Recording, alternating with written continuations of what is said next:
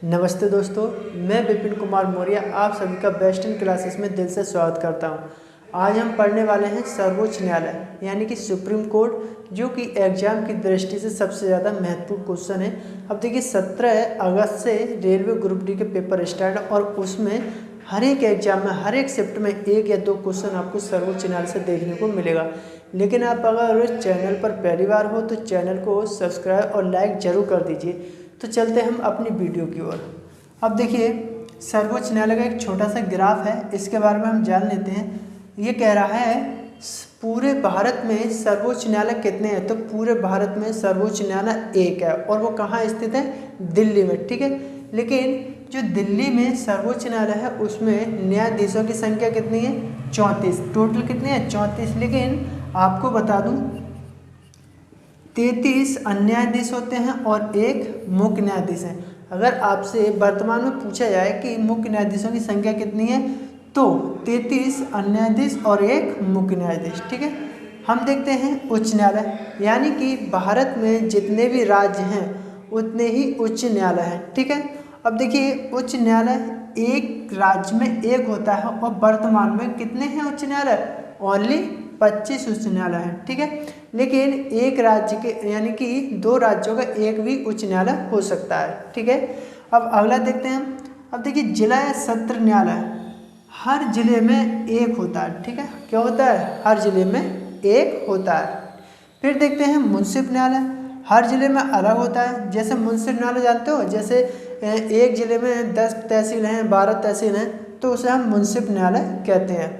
ठीक है, फिर आता है न्याय पंचायत या ग्राम पंचायत, यानी कि न्याय पंचायत या ग्राम पंचायत एक ही होती है और एक ही गांव में एक ही न्याय पंचायत या ग्राम पंचायत होती है। ठीक है, अब देखते हैं हम सर्वोच्च न्यायालय। अब देखिए भाग 5 अनुच्छेद 24 से 47 तक सर्वोच्च न्यायालय के बारे में दिया है, यानी कि सुप्रीम कोर्ट। ठीक है, और ये कहाँ स्थित है, दिल्ली। ठीक, और देखिए मैंने संख्या बता दी, वर्तमान में 33 अन्य न्यायाधीश और एक मुख्य न्यायाधीश होता है। अनुच्छेद 24 यानी कि अनुच्छेद 124 में कहा गया है कि भारत का एक मुख्य न्यायाधीश तथा अन्य 7 न्यायाधीश। ठीक है, लेकिन 1956 में 8 से बढ़ाकर कितनी कर दी, 11। अब देखिए ये संख्या बढ़ाई क्यों, जब संसद ने देखा कि सर्वोच्च न्यायालय के क्षेत्र अधिकार ज़्यादा बढ़ने लगे, मामले ज़्यादा बढ़ने लगे, तो संसद को ऐसा लगा कि अब सर्वोच्च न्यायालय के न्यायाधीशों की संख्या बढ़ा देनी चाहिए। तो संसद ने 1956 में सबसे पहले 8 से बढ़ाकर 11 कर दी। लेकिन अब वर्तमान में कितनी है, यानी कि 34 मुख्य न्यायाधीशों की संख्या है। ठीक है, और लेकिन जो वर्तमान में है, अगर आपसे पूछा जाता है कि सर्वोच्च न्यायालय के वर्तमान में मुख्य न्यायाधीश कौन है, तो नथुलापति वेंकट रमन। और कौन से नंबर के हैं, 48 नंबर के। ये क्वेश्चन इस तरह के ग्रुप डी में बहुत ज़्यादा पूछे जाते हैं। ठीक है, अब देखिए योग्यता के बारे में बता दूं। मुख्य न्यायाधीश की योग्यता भारत का नागरिक हो और 5 वर्ष तक, बहुत ध्यान से पढ़ना है। ठीक है, 5 वर्ष तक एक या एक से अधिक उच्च न्यायालय में मुख्य न्यायाधीश रह चुका हो। ठीक है, लेकिन 10 वर्ष तक उच्च न्यायालय में एक या एक से अधिक अधिवक्ता रह चुका हो। देखिए यानी कि उच्च न्यायालय का 5 वर्ष तक मुख्य न्यायाधीश रह चुका हो और 10 वर्ष तक उच्च न्यायालय का अधिवक्ता रह चुका हो, तब जाके सर्वोच्च न्यायालय के मुख्य न्यायाधीश की योग्यता अपने पास रख पाता है। ठीक है, अब देखिए नियुक्ति के बारे में देखते हैं। राष्ट्रपति मुख्य न्यायाधीश की नियुक्ति करता है तथा अन्य न्यायाधीशों की नियुक्ति कौन करता है, करता राष्ट्रपति है, लेकिन मुख्य न्यायाधीश की सलाह पर। ठीक है, ये क्वेश्चन सबसे ज़्यादा एग्जाम में पूछा जाता है कि मुख्य न्यायाधीश की नियुक्ति कौन करता है, तो राष्ट्रपति, और अन्य न्यायाधीशों की नियुक्ति कौन करता है, तो मुख्य न्यायाधीशों की सलाह पर राष्ट्रपति करता है अन्य न्यायाधीशों की। ठीक है, अब देखिए उच्च न्यायालय के मुख्य न्यायाधीश तथा मुख्य न्यायाधीश। अब देखिए उच्च न्यायालय की नियुक्ति कौन करेगा, भारत का राष्ट्रपति, लेकिन किसकी सलाह पर, सर्वोच्च न्यायालय के मुख्य न्यायाधीश की सलाह पर। ये क्वेश्चन सबसे ज़्यादा एग्जाम में पूछे जाते हैं। ठीक है, अब देखिए सबसे ज़्यादा जो मैंने अनुच्छेद लिखे हैं वो सबसे ज़्यादा एग्जाम में आते हैं और हर एक एग्जाम में पूछे जाते हैं। सबसे पहले हम देखते हैं, देखिए अनुच्छेद 126 में कार्यकारी मुख्य न्यायाधीश की नियुक्ति का प्रावधान है। अब मैं बता दूं, जब सर्वोच्च न्यायालय में कोई मुख्य न्यायाधीश नहीं है तो कार्यकारी मुख्य न्यायाधीश की नियुक्ति कौन करता है? राष्ट्रपति करता है, और अनुच्छेद 126 के अनुसार। फिर देखते हैं तदर्थ न्यायाधीशों की नियुक्ति अनुच्छेद 127 में मुख्य न्यायाधीश की सलाह पर राष्ट्रपति करता है। ठीक है, ये क्वेश्चन पर आप टिक मार लीजिए, क्योंकि सबसे ज़्यादा पूछा जाता है कि किस अनुच्छेद के तहत तदर्थ न्यायाधीशों की नियुक्ति की जाती है। अब देखिए 127 अनुच्छेद के तहत तदर्थ न्यायाधीश की नियुक्ति की जाती है। कौन करता है? राष्ट्रपति करता है मुख्य न्यायाधीश की सलाह पर। लेकिन तदर्थ न्यायाधीशों का जो पद लिया गया है वो कहाँ से लिया गया है? फ्रांस से लिया गया है।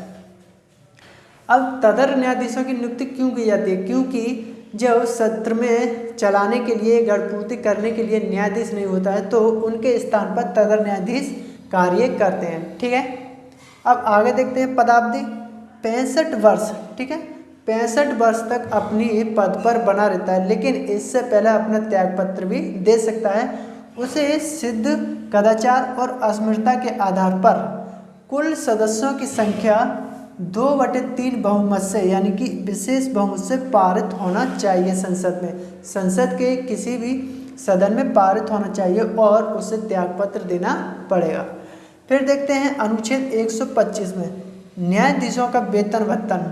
ठीक है, जो न्यायाधीशों का वेतन भत्ता दिया जाता है वो भारत की संचित निधि द्वारा दिया जाता है, और इसका वेतन भत्तन कौन निर्धारित करता है?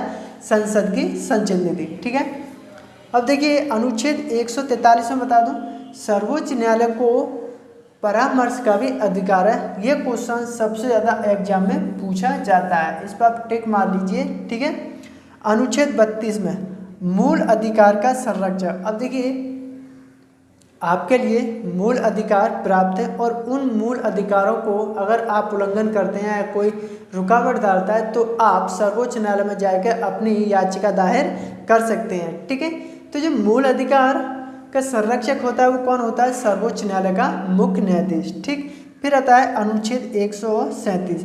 देखिए पुनरावलोकन का अधिकार। अगर सर्वोच्च न्यायालय के निर्णय या परामर्श या आदेश कोई भी अगर गलत होता है तो वो अपने निर्णय को सही करने का तरीका अपनाता है, और वो कार्य किस में है? अनुच्छेद 137 में। ठीक है, अब देखिए सबसे ज़्यादा जो एग्जाम में पूछा जाता है वो इम्पोर्टेंट मैंने लिखा है और पहले ही लिख दिया है। पूछा जाता है कि जब भारत के 11वें मुख्य न्यायाधीश थे, भारत के 11वें मुख्य न्यायाधीश, ठीक है, कौन थे 11वें मुख्य न्यायाधीश? यानी कि एम हिदायतुल्ला। ठीक है, एम हिदायतुल्ला 20 जुलाई 1969 से 24 अगस्त 1969 तक उन्होंने राष्ट्रपति के पद पर कार्य किया था। ठीक, क्यों किया था? क्योंकि जब राष्ट्रपति का पद खाली था तब इन्होंने मुख्य न्यायाधीश से थोड़ा सा कार्यवाही कर राष्ट्रपति के पद पर कार्य किया था। ठीक है, फिर आता है हम, अब देखिए क्वेश्चन पूछा जाता है कि सबसे लंबे समय तक कौन सा मुख्य न्यायाधीश रहा था? तो 7 वर्ष 4 माह 20 दिन कौन रहा था? यशवंत विष्णु चंद्रचूड़। ये सबसे लंबे समय तक मुख्य न्यायाधीश के पद पर बने रहे थे। ठीक है, अब देखिए भारत की जो प्रथम महिला मुख्य न्यायाधीश का नाम फातिमा बीबी, और जो दूसरी कौन है? सुजाता मनोहर। सबसे ज़्यादा क्वेश्चन पूछा जाता है और ऐसे ही एग्जाम में क्वेश्चन आते हैं कि भारत की प्रथम महिला मुख्य न्यायाधीश कौन थी? फातिमा बीबी। दूसरे नंबर की कौन थी? सुजाता मनोहर। अब तीसरा नंबर का देखते हैं हम। देखिए जो 37वें मुख्य न्यायाधीश थे, कौन से? जो 37 नंबर के मुख्य न्यायाधीश थे वो प्रथम दलित मुख्य न्यायाधीश थे। उनका नाम क्या है?